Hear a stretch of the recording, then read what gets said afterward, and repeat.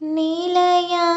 பொருளை உடலாங் கருதி நெடுநாள் பொழுதும் அவமே போய் நிறை போய் செவிடு குருடாய் பிணிகள் நிறைவாய் பொறிகள் தடுமாறி மலநீர் சயனம் இசையாய் பெருகி மடிவேற்குரிய நெறியாக மறை போற்றறிய ஒளியாய் பரவும் மலர்த்தாள் கமலம் அருள்வாயே